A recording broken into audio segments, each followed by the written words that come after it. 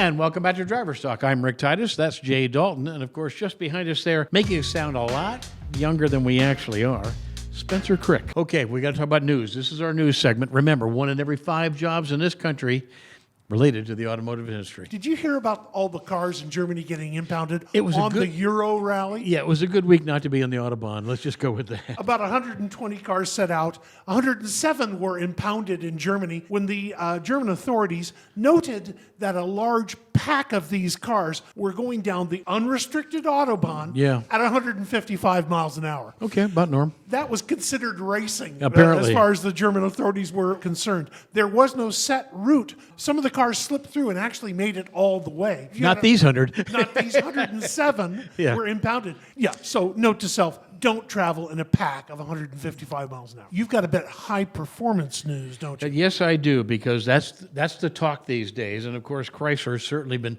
leading the charge with their Hellcat series and whatnot. Well, their Hellefant, the Hellefant 1,000 horsepower crate engine.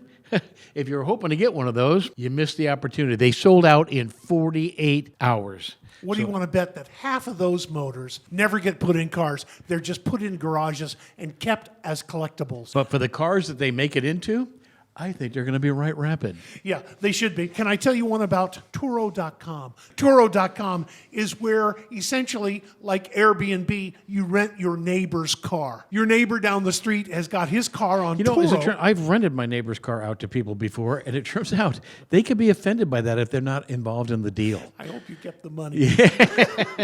But apparently, the name of this story is called Turo Tax because the Turo people that are renting out their cars aren't paying the taxes involved with normal rental cars. Well, even politicians are going to come out from underneath their rocks to come. If there's another way to collect money, they're going to be on top of it. A company called KGB captured some photographs of an F-150 suspected to be the 2021. But the interesting thing to note is on the trailing edge of the cab, up on the roofline, you're going to see someone playfully put a spoiler up on the roof, and not just a little spoiler. I'm talking about a spoiler like a 69 Trans Am Camaro spoiler. And I'm sure they have done that just to play with people and to see what on earth those truck reaction. guys wouldn't do that, would they? I know they wouldn't do that. No, there's no spoiler on a 2021 Ford F-150. No way. Okay, you got time for one more, buddy. That's it. You want to talk about that Ford involvement with the electric truck? Ford's involvement with Rivian. Yeah. Rivian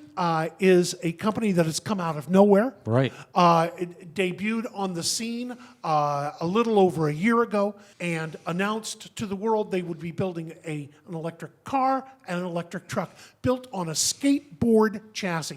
For those of you that don't know what a skateboard chassis is on an automobile platform, it means 4 wheels, the battery pack, the motors involved, and a very, very low platform, and you can put any kind of bodywork on top of it. What's more interesting is that Rick and I were at the Detroit Auto Show when Larry Burns from General Motors brought out the entire skateboard idea in 2002. So why are we jumping from 2002 all the way to 2019? Something is going on behind the scenes here that we're not aware of. Hey, Rick, we got to get out of here, man. Let's do it. Hey, stick around. We've got an exclusive interview with racer and legendary automotive manufacturer Steve Saleen.